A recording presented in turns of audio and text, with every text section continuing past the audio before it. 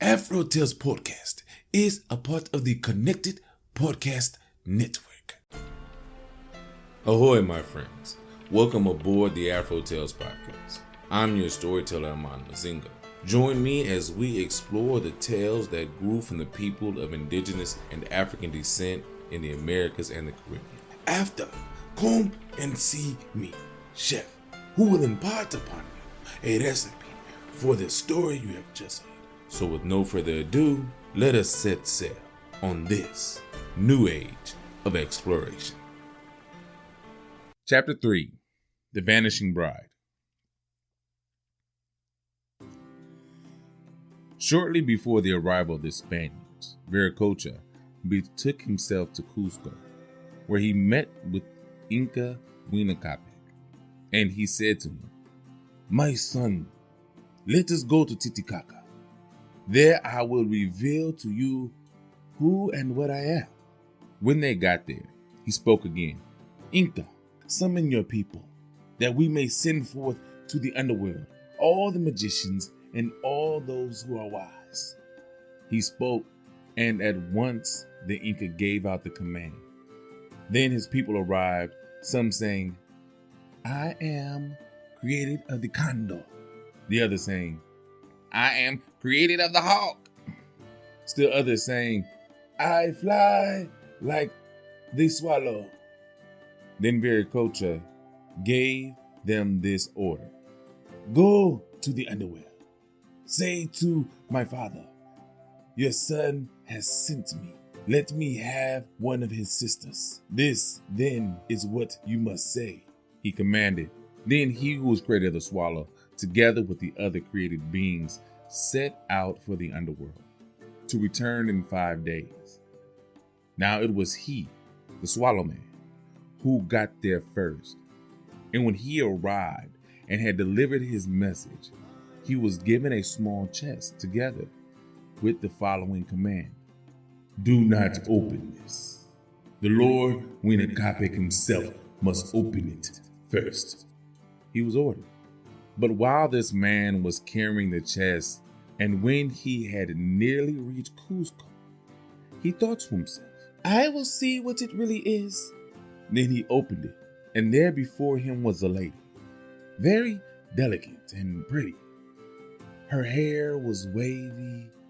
It was like gold. She wore a splendid garment, and as she lay in the chest, she was very small. But the moment he saw her, she vanished. Then he arrived in Cusco, very troubled, and Huayna Capac said to him, "Were you not created of the swallow, I would have killed you at once. Turn around, go back." Then he went back to the underworld and brought her forth again.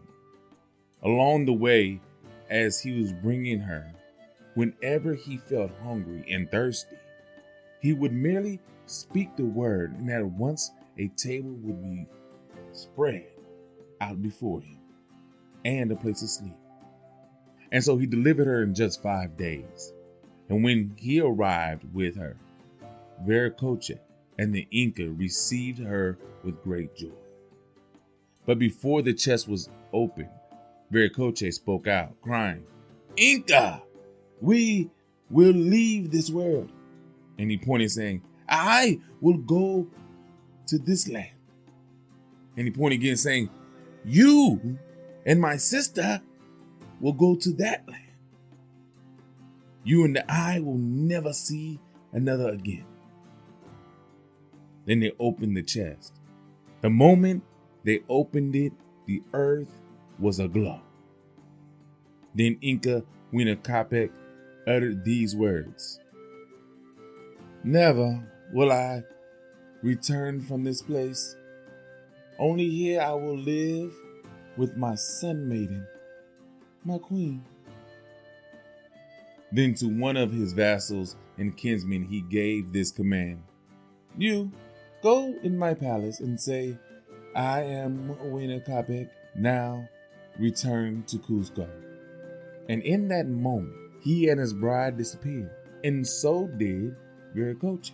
Then sometime later, when the supposed Huayna Capac was dead, his successors began quarreling among themselves. They fought over who would be ruler, each saying, "I am first." And it was then that the Spaniards arrived in Cajamarca. Chapter 4. A Message in Black.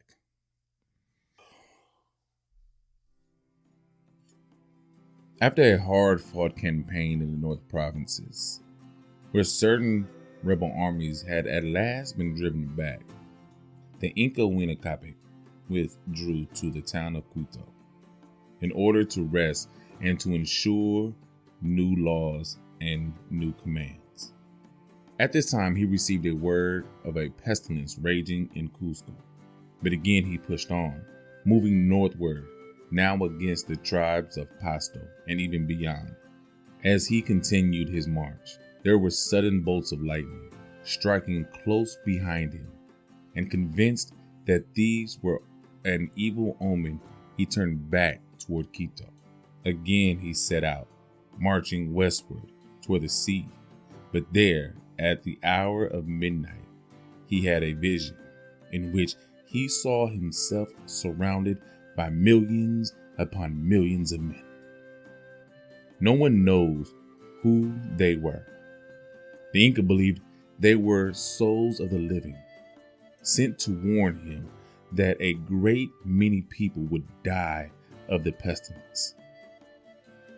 But the souls announced that they had come against the Inca himself, but by this he understood that they were enemies, and he saw that they were armed and hostile. He marched no more, but returned to Quito. And it was there that he celebrated the December feast called Capac Remy. Just at the dinner hour, there came to him a messenger dressed in a black cloak. With great reverence, he kissed the Inca and placed in his hands a small chest, its lid sealed. Inca ordered him to open it, but the messenger excused himself, saying that it was the command of the Creator that the Inca himself must be the one to remove the cover. The Inca believed him, and as he opened the chest, out came a scattering swarm of moths and butterflies, and this was the pestilence. Within 2 days, the chief of all the Inca's armies and many of their captains were dead, their faces covered with scabs. When the Inca saw what had happened, he ordered a sepulchre carved out of stone. And when it was finished, he placed himself in it, and there he died. When 8 days had passed, the Inca's body, partly rotted, was taken out and mummified, and carried home to Cusco in a litter as though it were alive. This Inca left behind him in Quito a son named Atahualpa. Chapter 5. The Oracle of Huamachuco. The Inca Atahualpa was inordinately cruel. He murdered left and right. He razed and he burned. Whatever stood in his way, he destroyed.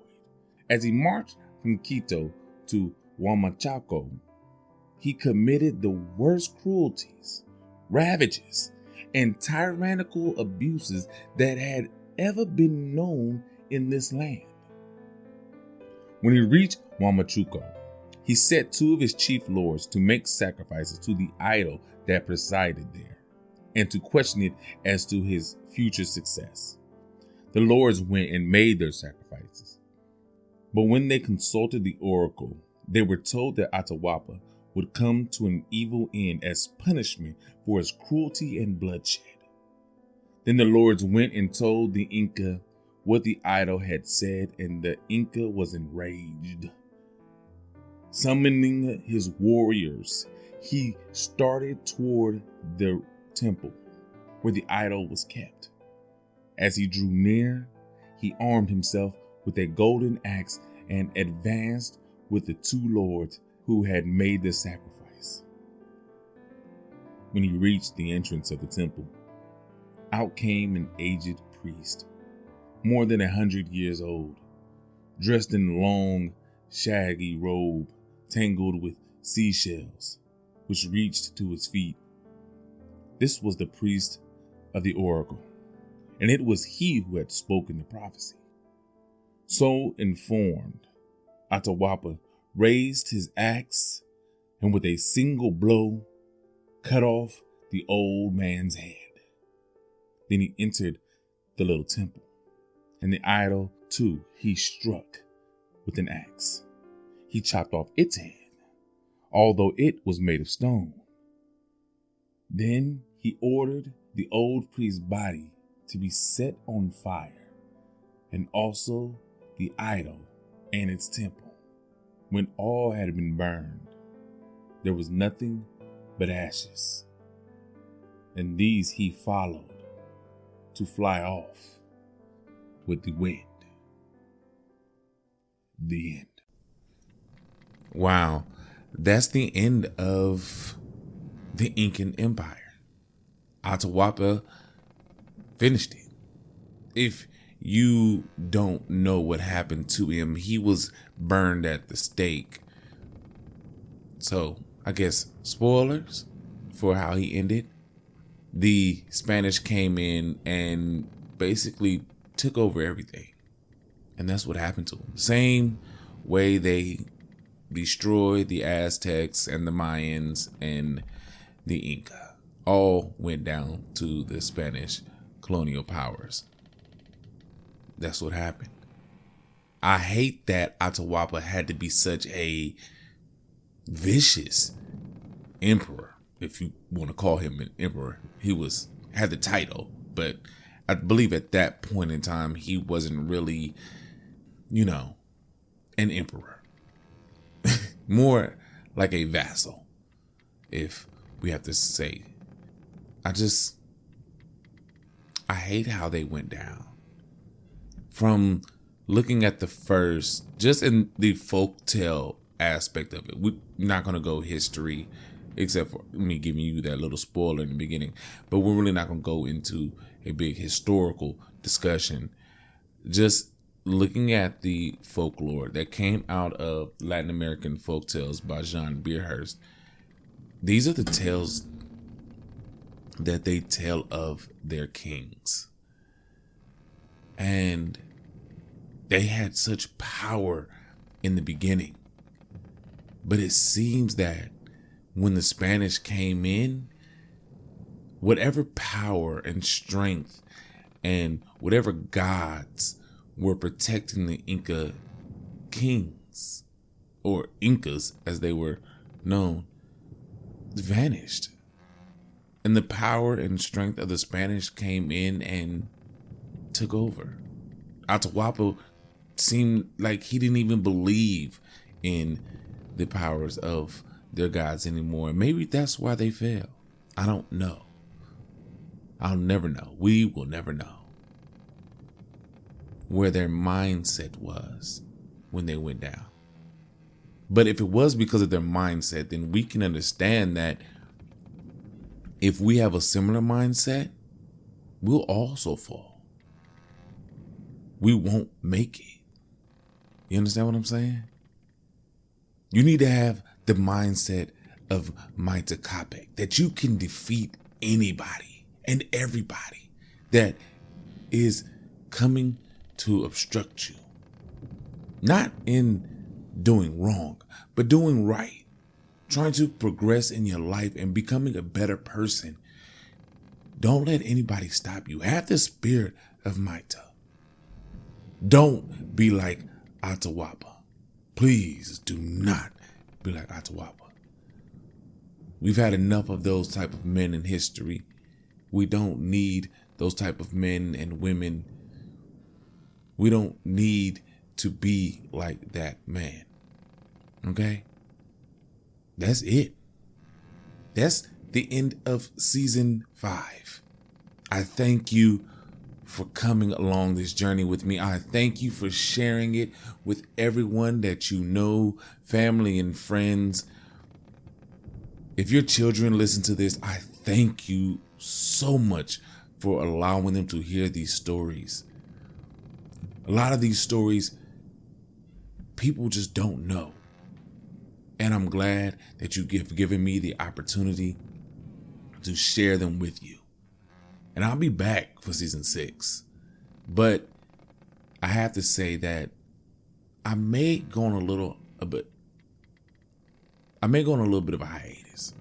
Not long, hopefully, but I'm back in school. Well, I'm back in training. And there's things in my life that are going to be changing in 2023. And it's going to take a little time.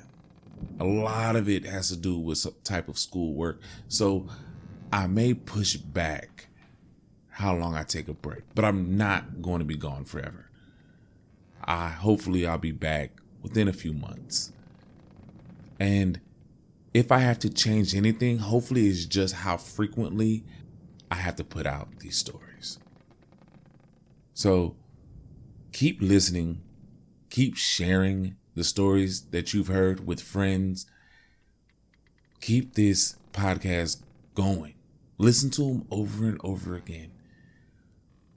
And until we meet again, ready to set out on another journey, have a blessed day, year, and life. Thank you, thank you, thank you for being with me on this journey. Until next time.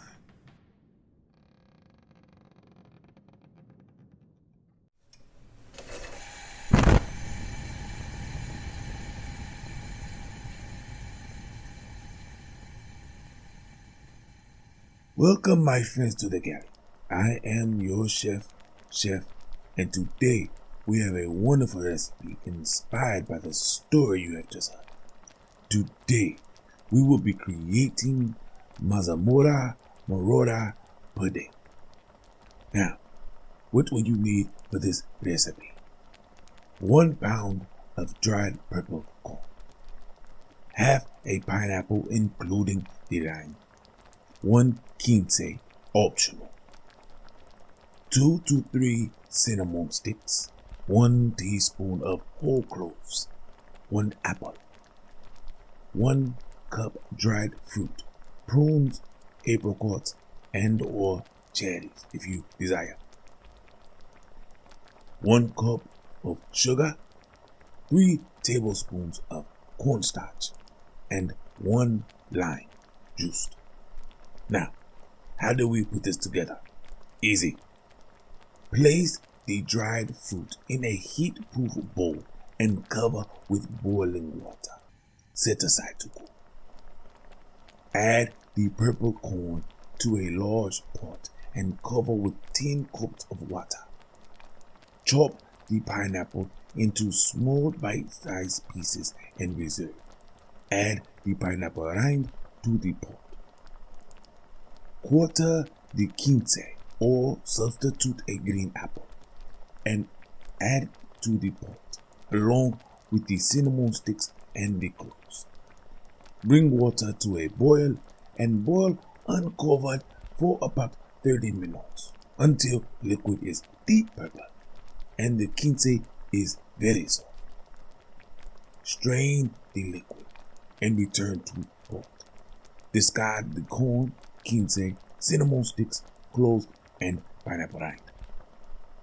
Separate half a cup of liquid into a small bowl. Stir the cornstarch into the separated liquid until completely mixed and set aside. Add the sugar, pineapple pieces, and a pinch of salt to the liquid remaining in the bowl. Peel and dice an apple and add to the mixture along with the rehydrated dried fruit. Bring mixture to a boil and simmer for about 20 minutes, stirring occasionally until apple is soft.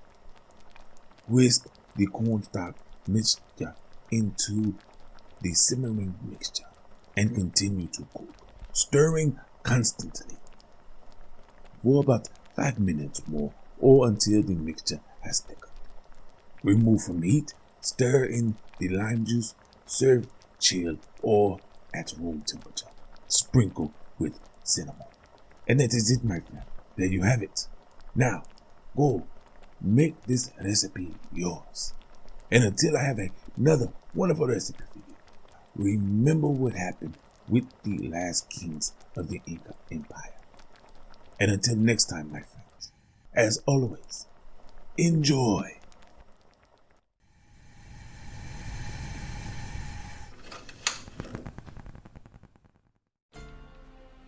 Thank you for joining us on this voyage.